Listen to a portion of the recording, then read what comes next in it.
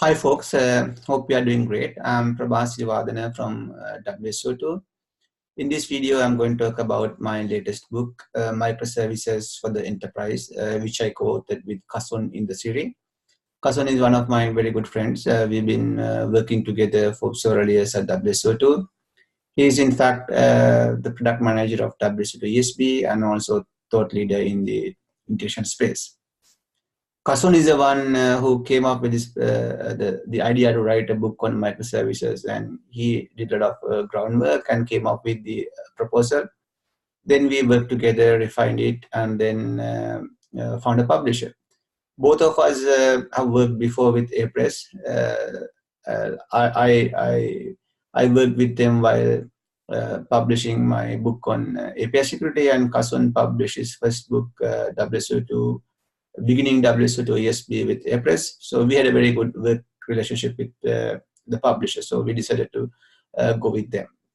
Then the question was, why do we need another book on microservices? So there are many books out there talking about different aspects in microservices. So we had a good brainstorming session why we need another one and how does it differentiate from the rest of the books out there.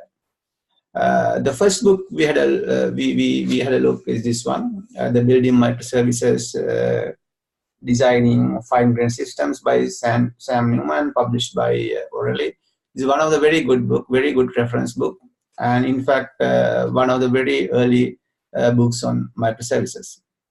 So in this book, Sam Newman talks about the conceptual aspect of microservices. How does it differ from monolithic applications? Why people need to move to microservices, and what are the approaches that you need to migrate from a monolithic application to the microservices world, and also the philosophy behind microservices, culture behind microservices. A very good, solid background comes from this book. So anyone who is starting with microservices, we recommend reading this one. Very good one. We enjoyed reading this book. And then we also went through this one, Release It. This actually came well before people started talking about microservices, but still some of the patterns introduced in this book being used in many microservices deployments. For example, circuit breaker pattern, then bulkhead pattern, and many other patterns introduced in this book being used in microservices deployments. In fact, Sam Newman's book to talk about some of the patterns from this one. So this is a very good reference to read. And then domain-driven design is at the heart of microservices design. This book by Eric Evans, so it basically talks about domain-driven design in detail, tackling complexity in the heart of software. So we went through this one, and we actually went through a few books on domain-driven design. This is Patterns, Principles, and Practices of Domain-Driven Design. Another one, Implementing Domain-Driven Design. So all these books discuss the conceptual aspect with so many examples, like the use cases, how you build a domain-driven design from a business problem.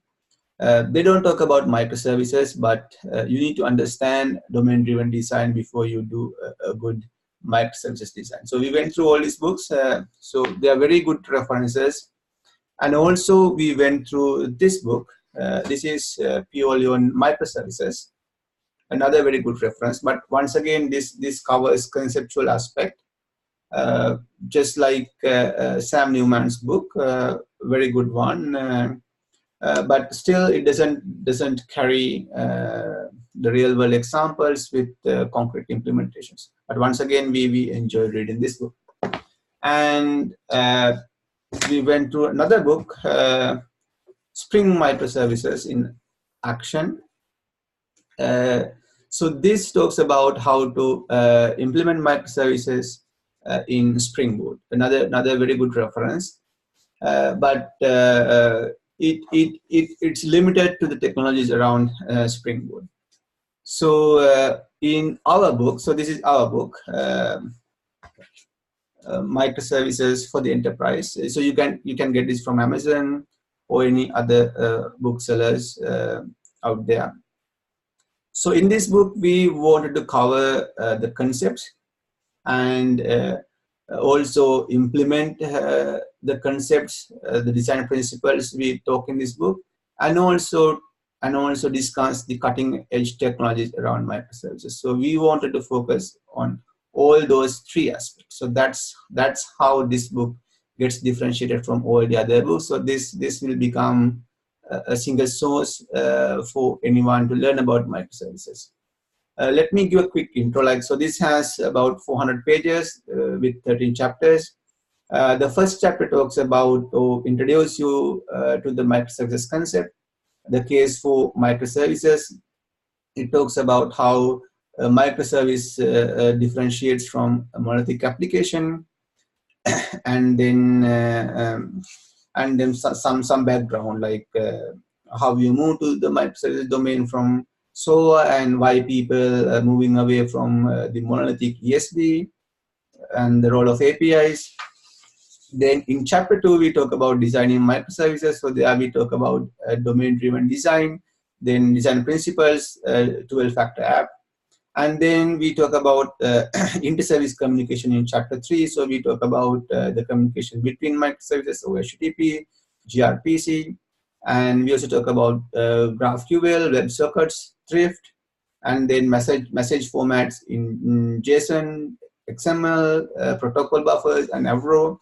Then chapter 4, developing services. So there we build microservices following the design principles we discussed in chapter 2, and also the patterns introduced in chapter 3.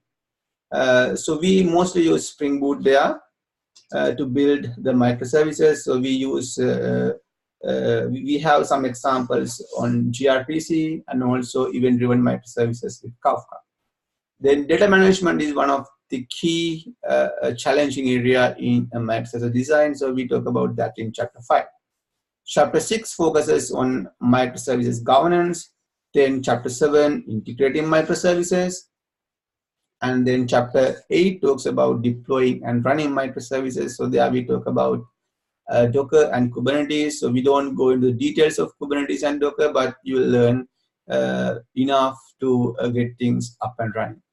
Then in chapters 9, we talk about service mesh. Service mesh is the most common pattern in a microservice deployment now. It's becoming very popular. So we talk about the functionalities of a service mesh and why people are moving to service mesh, and patterns and anti-patterns around implementing the service mesh pattern. And also we talk about Istio, and we have sample example there too with Istio. Then chapter 10, we talk about APIs, events, and streams. Chapter 11 and chapter 12 focus on microservice security. We have some concrete examples there. Then we finish the book with chapter 13, observability. So there we talk about open tracing, Prometheus, then monitoring with Grafana, and then Fluentd. So this basically carries a lot of information, cutting-edge technologies that you want to know to build a microservices deployment. So this is available at any major bookstore. So we are looking forward to hear your feedback. So please leave some comments on Amazon, Goodreads, or any other place you can talk about books. And we are looking forward to see your comments and feedback. Thank you very much.